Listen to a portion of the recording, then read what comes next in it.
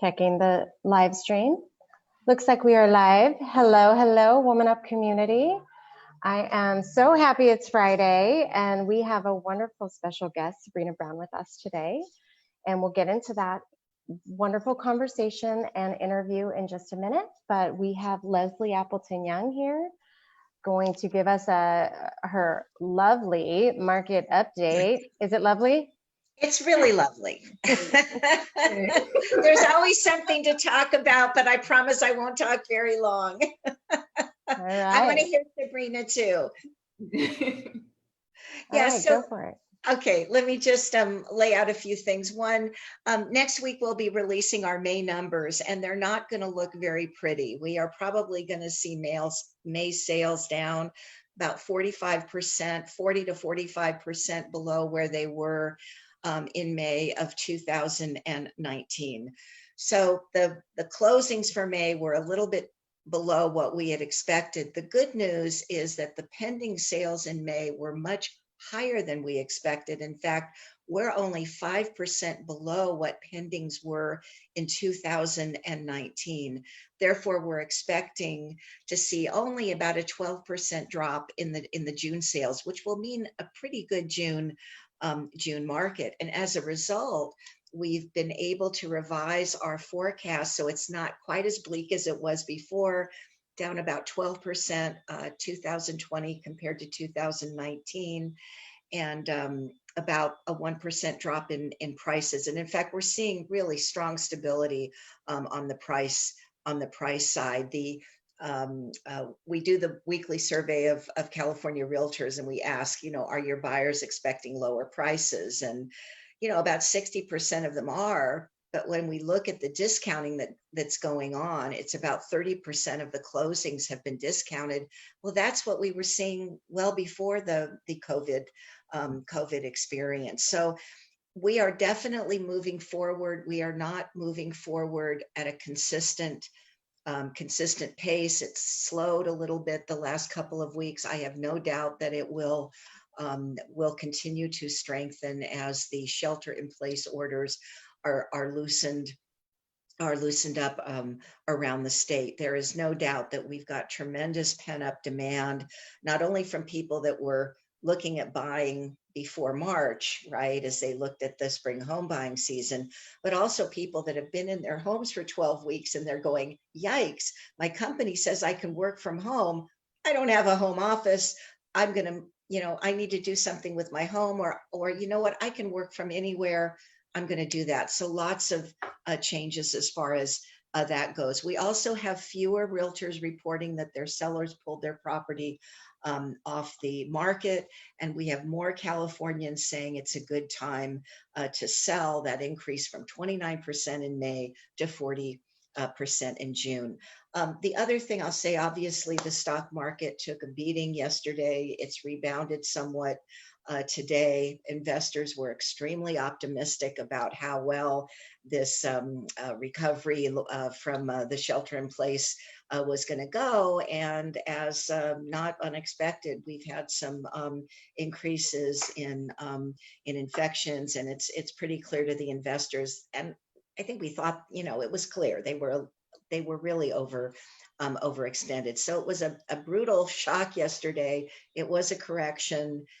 It wasn't the beginning of a downward slide. And I would also just say the Federal Reserve met this week, and Fed Chairman Powell is throwing everything he's got at the market, has essentially said, we're not going to raise rates. We're not even thinking about raising rates until 2022. So that bodes also very well for the housing sector as we come out of this. So that's all I've got for today. Sabrina, thank you so much for being here with us. I can't wait to hear what you've got to say, and have a wonderful weekend, everybody. Thank you. Sarah, back to you. Thank you so much, Leslie. And now, we have been, since the coronavirus and what's been happening with, our lives upended and shelter in place, Deborah and the whole WomanUP team, we put out a Leading Through Crisis series, right? And We have been doing these weekly on Fridays. We've learned so much. And today we have our special guest, Sabrina Brown. And let me just give a little bit of background on Sabrina before we get into the interview. So Sabrina's passion she has a huge passion for real estate. She loves helping others. And that is what led her to open Brown and Brown Real Estate, which is a boutique brokerage geared toward, and I love this, empowering and engaging newly licensed realtors. She's also involved not only in WomanUP, she's involved in organized real estate at CAR and is the 2020 treasurer for the Women's Council of Realtors California. Woo woo, go Women's Council. And personally, on our personal note, she loves all things hot pink. She loves Jeep Wranglers and spending time with her husband and 6 children. And I don't have the number of grandbabies, but you can share with us, Sabrina, how many you have. And most of all, I love this about Sabrina. She loves to laugh, and you will rarely see her without a smile, as you can see right now. So welcome, Sabrina. Thank you, sir. Thank you so much. Thank you for that introduction. So great. Everything hot pink, and I have 3 grandbabies. So how old are they? Oh my gosh. So 11 and okay, so now let me think. Raylan she's 13, 14 months now, and Nevaeh is 8 months. So yeah, I had to think about that because we have 2 new ones. And so I get to spend a lot of time with them, and I really, really, really enjoy that. So I laugh sometimes because I think I'm not going to be that grandparent that has toys all over the place, but Amazon is my new friend. I have toys all over the place. And so I don't think a day has gone by in shelter in place that Amazon they haven't brought me a package. So yeah. you know my guilty Amazon pleasure. It's bad. It's very bad.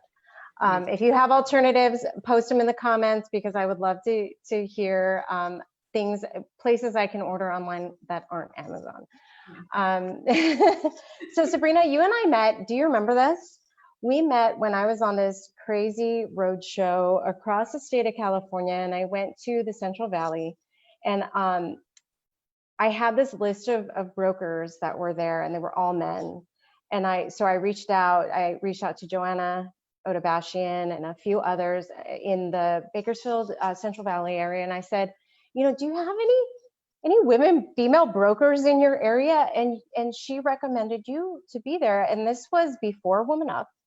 It was right when I was, in the fire of why aren't there any women in leadership and brokerage in California? And then WomanUP was born. But that's where we met. And I thought to myself, Sabrina, I was like, this woman is fierce, fire. And and then fast forward to 2018 WomanUP, where we invited you to speak, and you were on that panel, and you had, talk about fierce, you had a fan club in the audience. Whenever you said Women's Council or whenever you said Brown and Brown Real Estate, it was like, whoa, everybody was going crazy. I have the honor and privilege of working with some phenomenal women and men, but I'm just going to shout out to my women right now. So that's right. That's okay. But I have, like I said, I have the honor and privilege to work with some of the, they're new agents, but they have a passion for helping people. They have a passion for the industry, and they're already contributing back to the community. So and they are like my biggest fan, my hugest supporters. They believe in me, and for them to actually work in the brokerage with me, that tells me they already believe in me, but they take it a step further. And whatever I'm doing in leadership, they're right there 100% behind me. And so, and when I look at Women's Council, Joanna was actually the one that got me involved with Women's Council. She brought Women's Council to Fresno. I joined, and I was a member for about a year or so. And then she said, Sabrina, I think you would be a great president-elect. What do you think about that? And so I said, I don't know, why not? I didn't know what I was getting myself into. But I would honestly say that Joanna actually, I really believe that Joanna seen something in me that I didn't see in myself. And for that to come from another, woman broker in the same, area, that was huge. That meant a lot to me. And so I think that's the spirit of Woman Up. I think that's the spirit of Women's Council, is just empowering us to, be the best that we can be and encouraging and lifting each other up. So I truly appreciate her. I think that's so profound, Sabrina, because I've heard that over and over again, where it was somebody that tapped me on the shoulder, or somebody saw in me what I didn't see in myself. And we've had these conversations around imposter syndrome. And so I do want to get into that. And I want to talk about, sponsorship and mentorship versus, just advocating, because I think there is a different hands-on approach to that. And I have to credit Robert Refkin for bringing my attention and focus back to sponsoring, because he was at Inman a couple weeks, was it last week or a couple weeks ago now, Inman Connect Now. And he talked about, he had people in his corner sponsoring him. And that means what Joanna did for you, not only in Women's Council, but I'll speak for Woman Up. I asked her who should be at the table, and she spoke up and spoke out for you. And that is so profound. And I want to make sure that everybody knows that we as leaders have an obligation to do that. I think that's Sabrina Brown is a testament to somebody speaking up and speaking out for her. And I think that's really beautiful. That's really what it is, what Women's Council, absolutely, and what Woman Up is all about. Yeah. And just think, I would have never met you, or it could have been later in life. That's but right. She not, said, gave you my name. So if she had not said that I needed a seat at that table. And honestly, when I went in, I was quiet. And you even said something after that meeting. I don't know if you remember, you said, girl, you need to speak up.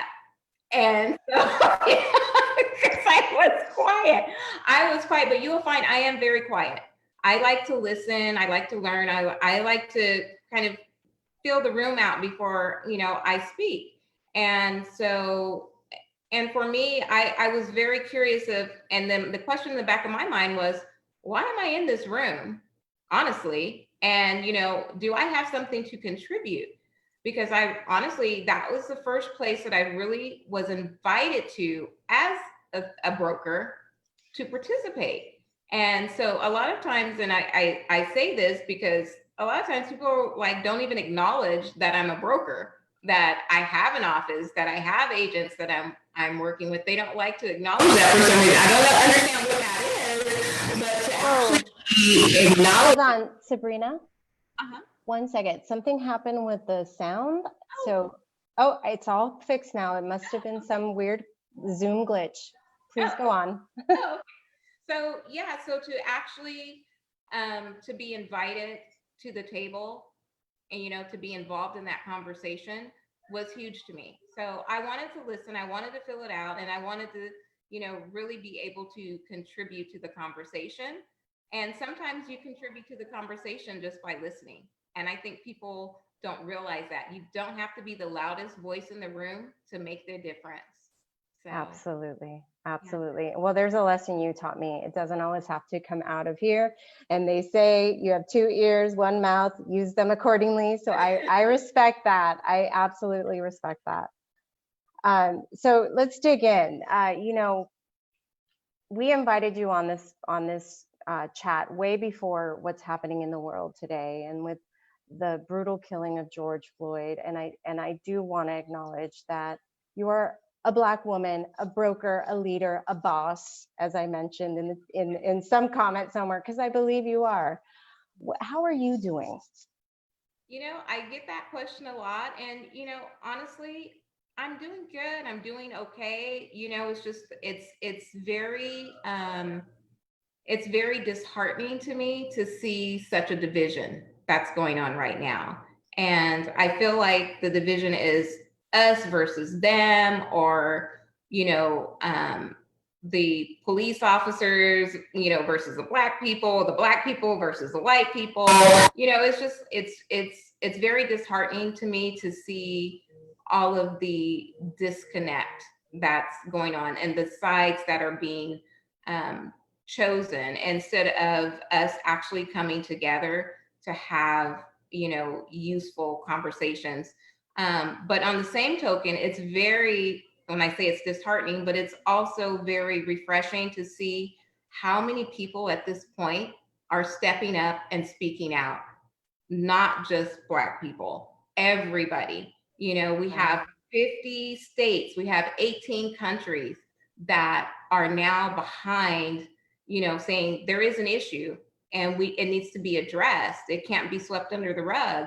So really, that to me has been refreshing, just to see that now it's not just it's not hidden. It's out in the open, and we need to have meaningful conversations. And a lot of meaningful conversations are being had. And so that to me is very what's the word I want to look for? Needed. It's necessary. Necessary. It is definitely necessary. And I think those are conversations that people are scared to have. People don't want to ask certain questions. I welcome the questions, because to me, if you're asking, that means you really want to have a true understanding.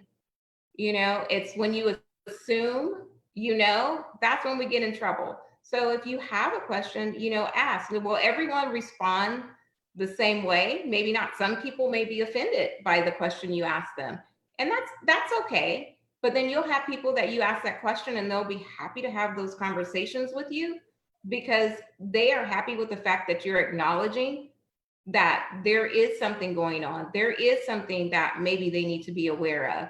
There is an educational piece that, because when we go back and we look at school and we look at what's in our history books, it's not the same as real life. It's not the same as what happened, because it's very sugar coated. And so people see sugarcoating and think that we're exaggerating. And it's not an exaggeration, it's real life. And if you haven't experienced some of those things, then you really truly can't speak to them. So you have people trying to speak to something that they've never experienced, where you have a group of people that have experienced these things. And just because you haven't doesn't mean it's not real. And so they need to know the truth. And I think sometimes people are afraid to ask the question because they're afraid of the answer they're going to get, and the answer, somebody else's truth. It might not be their truth, but it's somebody else's truth, and they're not ready or prepared for that. Right. Or they're not ready to do the work, right? They're not ready to do the work. Yeah. Well, along those lines, we want to talk about effective communication during a crisis. And we've asked this all throughout these interviews, but I want to understand from you, what question would you like to be asked? Is there a question you've received that really opened up a conversation in a positive way and allowed people to really lean into the subject of race? I can't think of just like one question per se, but I do have a friend, and I'm going to call her friend. She's on Facebook, and Is she a frenemy? No, I'm kidding. No, but she some of the things that she posts, I was thinking, oh my gosh, I don't know if you're my friend anymore. And yeah, and so then she called me and she said, Sabrina, can we have a conversation? I need to understand. And she was getting her information from somewhere else, and so she goes, I need to understand. She goes, because I just got attacked. And now I'm thinking that maybe what I said was not accurate, or I was wrong in my thinking. And she goes, I just want to have a clear understanding. I want to hear it from your perspective. And so I think that's the question. Can I hear it from your perspective? That's the question that I wish people would ask me, because their perspective is going to be different from mine. So just understanding that we have different perspectives So just ask me, what's your perspective on this? Give me your experiences. And so, and know that those are my experiences. And That's accept, right. yeah, and accept that. Right. Because you are often an only in the room, right? As a Yeah. lot of women are the onlys, but you don't speak for all, you speak for you. And I can respect that 100%. Yeah. And when you say the only in the room, I think that that has happened, for me. As you move up in leadership, you find that a lot more. You're usually the only in the room. And it just depends on, what you're doing, what industry you're in. That's all industries, And so I've worked for different companies, and I was the only in management, or maybe even the only there. And so just knowing that, you have to kind of toe the line when you're the only, because you're being watched that much more closely. So always being on your toes, you have to be when you're the only in the room. And I can honestly, I think when I say that, I could speak for everybody. We know that we're on our toes when we're the only in the room, because we know that we're being watched. And so, and I think that even started for me in school, elementary school. When I transferred from one school that was actually, it was very diverse, and then I went to a school where I was the only Black person there, only one. Wow. And so that was interesting, because and I'm talking about, there wasn't another teacher, there wasn't an administrator, there was no one else that looked like me. I was the only one. And so coming from a diverse school to a school where I was the only one, that was not a good experience for me, because since I was the only one, some of those kids had never seen anybody or had interacted with anyone like me. So that was a rough time for me. So I know what it's like to be the only one somewhere. And so that experience helped me going into work mode, to basically knowing that if I'm the only in the room, how I'm supposed to act. So. Well, first of all, that's what Woman Up is about, is for there not to be that many onlys anymore, right? Not Yeah. only in the boardrooms, but in the management team. And I know Women's Council is strongly at the organized real estate level to have more women in leadership positions. But let's talk about how that experience from your childhood has paved the way for your leadership today. And how does that speak into how you lead your Brown & Brown real estate? Can you speak to that a little bit? Yeah, you know what? I honestly, I did not like being the only one in the room, and I didn't like the way it felt to be almost singled out. So for Brown & Brown, we're very diverse. And I believe in inclusion and acceptance of everyone, and having those conversations, because honestly, everybody has something to bring to the table. You can learn so much from, other races, other, religious backgrounds. When you're acceptant of what others bring to the table, it grows you as a person. So at Brown & Brown, I welcome, to me, I'm looking for that diverse group of people, that want to come in and learn, grow, and share. And we have learned so much from each other. So it's really funny, because the other day, one of the agents, she was speaking Spanish. And so I answered her back in Spanish, and then she busted up laughing. And so I'm like, well, the thing is that, yeah, I picked that up, so, they hear them having that. So to be accepting of that. And she goes, okay, Sabrina, we're just going to have an all Spanish conversation. And I'm like, no, I don't think I'm that good yet, but you can teach me. So so to me, to be able to include everyone, to be able to have conversations and be acceptant of, people are different. I think that's a huge part. And I think that's a huge part of Brown & Brown. And for me, really bringing in the new agents, that's what I like. I like new agents because they're fresh, they're hungry, and I want them to, one, be in the business to do the right thing and to work with everyone. I feel like everyone that is willing to do the work deserves a home. So I don't care who they are and what they're looking for. So to be acceptance of that, that is really huge to me. And then also be able to contribute back to the industry and the community, to be good humans, basically to be good humans and do good works. And so that's Brown and Brown in a nutshell. You know, be a good human, do good works, give back to the community, and be an asset to our industry. And so, yeah, I think that we have that there. We have a culture of inclusion and acceptance, and so I would like to see that throughout. You The know, real estate industry and the world. How about yeah, the in world? the world, actually, you know, real estate, yeah, that would be great, but the world would be awesome. That's right. That's right. Well, I can feel it. And one of the things you talked about was like learning through, you were able to grow and learn through knowing other people's stories. And I think that that's the only way we grow. And that's Yeah. the only way we grow forward, right? Is to hear, you know, we talked in the green room a little bit about, I can't speak for this person, but I can speak for my own. Yeah. And I think that is the way that it just to, as you said earlier, is listen, Yeah. right? Yeah. Listen.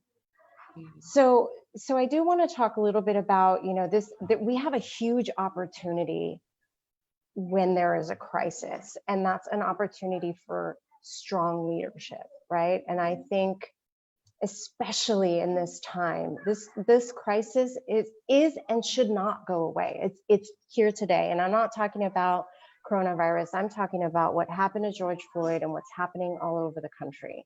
And I don't think it should go away. So what can we do? What can, first of all, what are opportunities for leaders to step up today? And then I'll talk about like what non-Black communities can do to be a part of the solution. You know, what leaders can do today to really help out is really talk to the people. So let's just say, I don't know who that leader is, but if that leader is a Black person, that is having a conversation with, you know, the other people within the organization. If that is some other nationality, actually talking to a Black person to see what they're going through, to be willing to have the conversation. So have the conversation. And then when you hear something that is off color, that shouldn't be said, and you know it's inappropriate, don't turn to blind ear. You know, what's that? Blind ear. I like that. Okay, blind ear. You're not, you know, and I think that's what people do a lot of times. They'll hear it, but even if they don't agree with it, they're not going to say anything. But in a sense, that's really accepting it and condoning it. And so I think as leaders, we need to know that when we see something that's not right, to speak up, period. You know, when we see someone that's hurting, help them. Uh-oh, Sarah's saying. So so our leaders just need to step up. Step up. That's right. That's right. And speak up. Speak out. Step up Yeah. and speak out. That's it. Simple. I love it. I love it. I muted myself. My daughter's here hanging out, Google chatting with her friends. So I'm like, shh. Oh. Please. But I love that. I love that advice. And what about, like, you know, when we talked about, I'm doing something. This is remote learning during summer vacay. So I know you can all. Corona has us all at home and we're doing, yeah. So yeah, I get it. Okay. All right, cool. I had to give him the thumbs up that, yeah, he can do more Fortnite stuff. He's been like binge Fortniting right now. So I lost my train of thought. That's okay. I do want to say that the chat is blowing up, and everybody's loving what you have to say, Sabrina. And I will encourage you all to post your question. If you have a question for Sabrina, post it in the comments. And now that I've composed myself, I do want to kind of talk about, you know, challenges. Mm-hmm. And we've not only with shelter in place and COVID-19 and having to run businesses, real estate businesses through that. What do you see as, and then going into, the last couple of weeks where it's at the forefront. We should not turn away from having the discussion of diversity and inclusion and Black Lives Matter. Let's just put it out there, right? Yeah. So what do you see as the biggest challenge for leaders trying to lead through that? I think one of the biggest things is, keeping everyone motivated and in a positive mindset, because we have so much negativity going on around us that it truly is a challenge to not get sucked into the negativity. And we have to look at, there are a lot of negative things going on, but we have to move forward. And you can't move forward if you're stuck in that negativity. So really keeping a positive attitude, a positive mindset, and checking on your people. You never know what they may be going through. We have the coronavirus. We have people scared to go outside. I mean, I know some agents that still have not left their house, even though we are allowed to now. So that fear to them is real. So really checking on your people and keeping them motivated and keeping that positivity going and having those conversations to get them, meet them where they're at and and then bring them up. Meet them where they're at and then bring them where they're at. And so I think that's our biggest challenge is, because we have so many people on different levels, it's just being able to maneuver and meeting everyone where they are, whether, if they're still at home, and not coming out, or whether they're out like, oh, I want to do like 500 open houses this weekend. I want to talk to 10,000 people. You have to meet them there and kind of rein them in too, to get everyone. I was going to say, you're going to rein them in, right, Sabrina? Yeah, a little bit. So I think that's the biggest challenge because, everyone's at a different level and just trying to get everybody to, that even till and just, making sure that you're checking on your people. That's probably one of the biggest challenges. And then you have to be very, it's almost like you want to be very aware of what you're putting out there because of what's everything that's going on. You don't want to seem like you're not acknowledging it, but you also need to know that you need to move forward. Things need to still happen. So you have to be real careful. I think, it's a challenge to make sure that you don't seem like you're being insensitive to what's going on in the world today and still conducting business as well. 100%, 100%. So I want to know from you, Sabrina, what you do to hold that positive mindset. What do you do for yourself to be that leader? Because I see it, I feel it, but you also, women especially, but everyone needs something. So what's your something to stay balanced? To stay balanced, I can honestly say it's probably my husband. He keeps me balanced. Yeah, because I'll give him an earful. He gets it all. He's like my therapist. I'm like rah, rah, rah, rah. And that's how he explains it. Rah, rah, rah. I'm giving it to him. And and the thing is, a long time ago, I had a conversation with him, and I said, sometimes I don't want you to fix it. I just want you to listen. And my dad used to be my sounding board. I'd call my dad every single day. And I would just give him whatever the heck was going on with me. And he was my safe place. And so when I would talk to my husband, he would always try to fix it. And so when I told him, sometimes I just need you to listen and be my safe place, he has become that for me. And so I could give it all to him. He'll take it on, he'll listen. And then every once in a while, he'll interject something in there. But he gives me a place to let it all out. And that way I don't have to let it all out on the world. I can keep that. I can keep that in my little zone, my little box. And when I come out and face everybody and lead, I can lead from a positive place. And and then, like I said, I'm blessed to work with some phenomenal people and really having conversations with them. And on the daily basis, we're talking, I'm getting phone calls, I'm getting texts, We're keeping up with we've always been doing. We still have our meetings on Wednesdays and Thursdays every week, so we're staying connected. And that's a good place for me to be as well, and having our one-on-one conversations, because they are all in different places. And so that has been my safe place. That's what keeps me sane. The people around me. I love that. I love that your husband listens. I love that you taught him to do that. I think we underestimate the superpower that listening is, right? I mean, I go back to conversations, so many conversations with Leslie, and she has taught me so much. She's listening. I know. Hey, Leslie. But when you are heard, when you're talking and you are really listened to and heard, there is nothing like that on the planet, right? No. And that's the gift your husband is giving you. And I just say we all need to embrace the fact that active listening is a superpower, and we all should be practicing more and more. And I'm learning from you, Sabrina. It's so funny that you took me back to that moment, because I just, I saw a powerful woman of color in these meetings, and I was just like, yes, why aren't you speaking?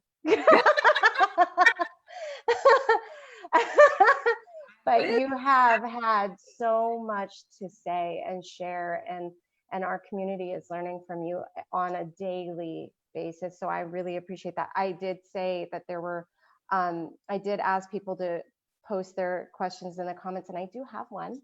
Okay. So Kimberly Growing Stronger Collins, I love that. Ooh. Sabrina, do you think this Black Lives Matter movement will be a good thing going forward for African American women in real estate, or do you think this has set us back to square one? Actually, I think no, I don't think we're at square one. And I think it actually will be good for Black women in real estate, just because the conversations are being had now. You have NAR, you have CAR acknowledging that there is an issue. So the thing is, if it's not acknowledged, we can't move forward. So as long as it's hidden, then we're never going to move forward. So I think it's a good thing. I think it's a good thing because conversations are being had across the board to bring us to the forefront. So yes, I think it's going to be a good thing. And I think that people, and for me personally, Sabrina. Yes. Something happened again with the sound. Oh, okay. Go ahead. You're good. Okay. So with Black Lives Matter, I think it's getting confused with rioting and looting. That's completely. Right. Let's leave that out. That's a group of people that, they're doing their own thing. It has nothing to do with the cause and the issue. And I think it's just a diversion to take away from the issue. So let's not focus on that. Let's focus on the issue. And so, do I think Black Lives Matter will make a difference for Black women in the real estate industry? Absolutely, because it's already causing conversation, and through conversation comes change. 100%. I agree. And I couldn't agree more with, let's not focus on the negative and I didn't even, when we wrote our post, and thank you for your contribution to that, we didn't even say, riot, looting or anything like that, because it was peaceful. Like the majority of it was peaceful. And it was so beautiful to see so many people from different backgrounds speaking up for those who couldn't. Yeah. Right. So I 100% agree with that. That's so beautiful. What about, let's talk about any advice for leaders today. And I know that there are a lot of leaders out there who are stressed out, or just like struggling, or maybe even financially uncertain. What advice would you give to them? If they're stressed out and I have to say this, I'm trying to think of how I want to word this. So the energy that you bring to yourself is what you're going to put out there. So really center yourself. Really think about what it is that you're trying to accomplish. Yes, you might be financially struggling right now because things have slowed down a little bit, but guess what? You know how to do the work. People are still buying, people are still selling. You just have to adapt and adjust to that and how to speak to people. You might not be able to do it the same way that you were doing before. So, if you're thinking, look at your business plan. What's on your business plan? What can you change on that business plan that adapts to today's situation? And so don't focus on the financial part of it. I know that's kind of hard. We all have our struggles, but in real estate, it is an up and down business.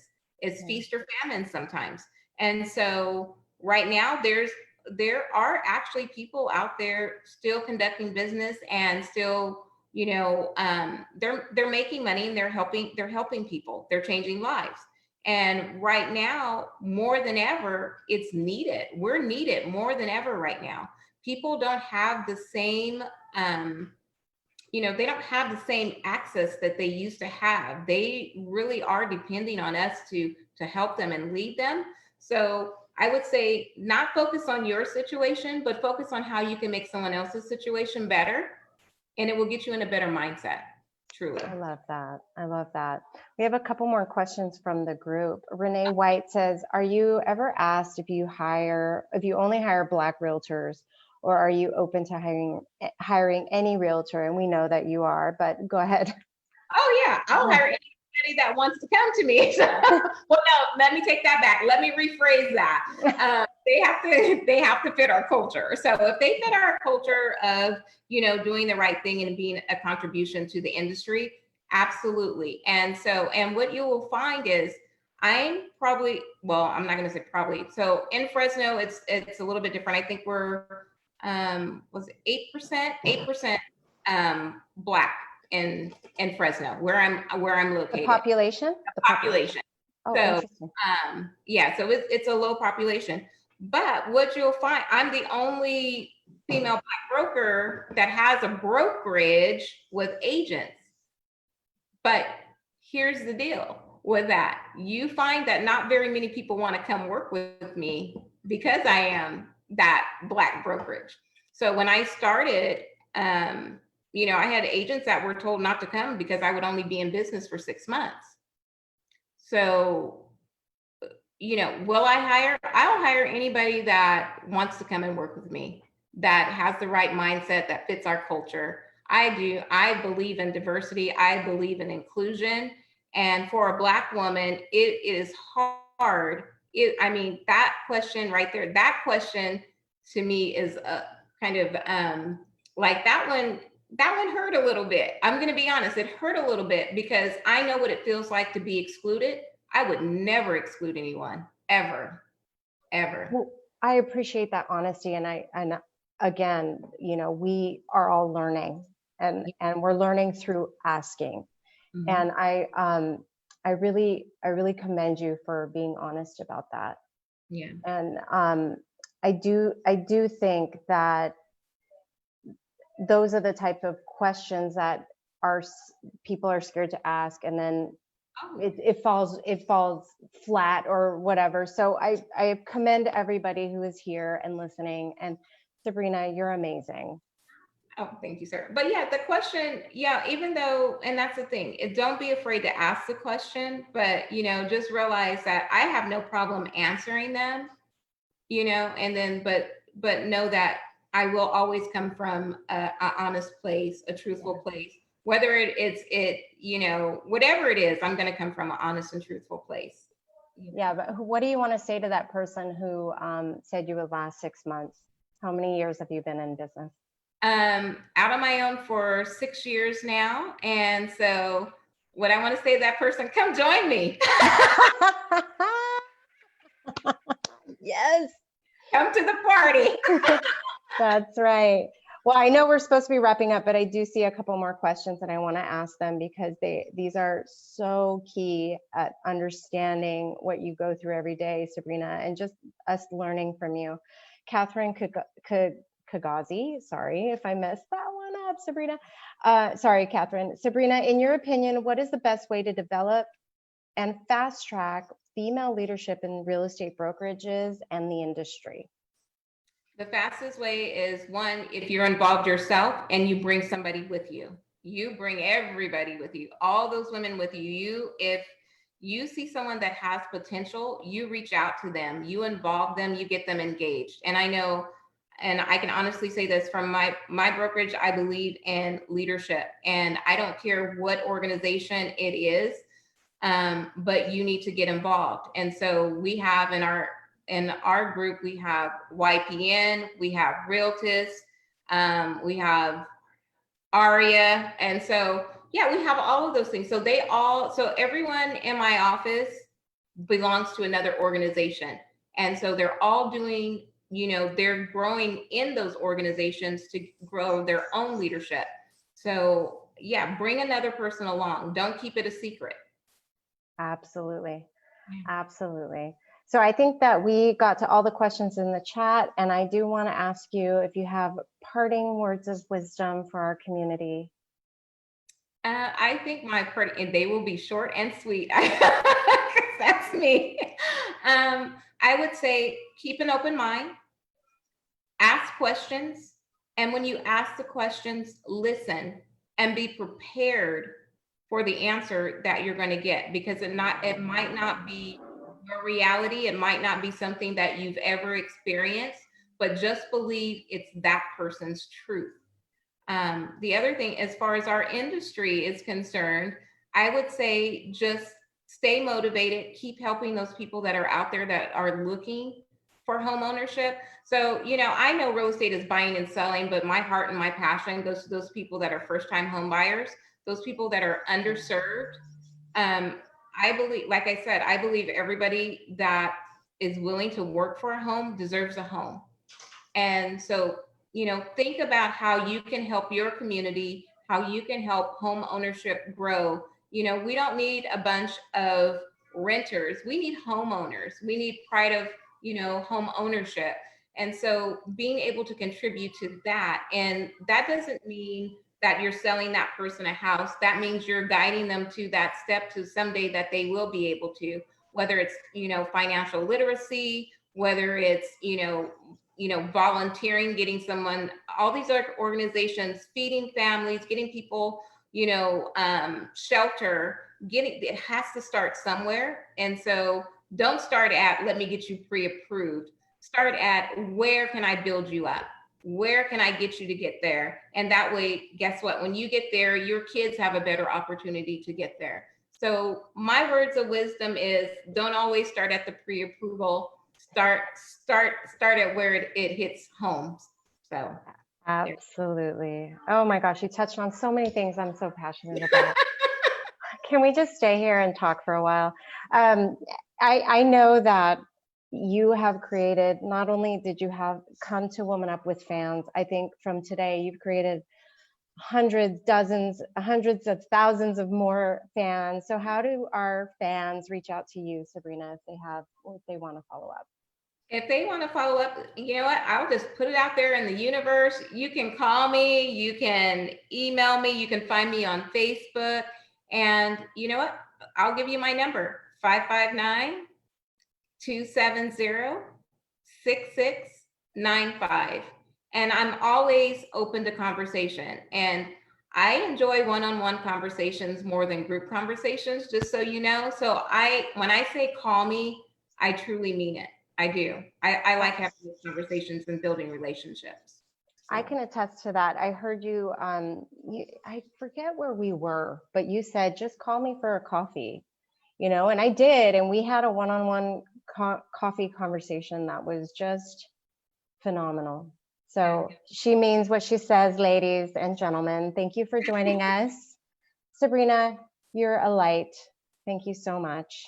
Thank you. And we'll see you in the chat, and we will see you on WomanUP, and then we will see you at WomanUP, our virtual event. So thank you, Sabrina. Thank you, all of you. Bye. Thank you. Bye.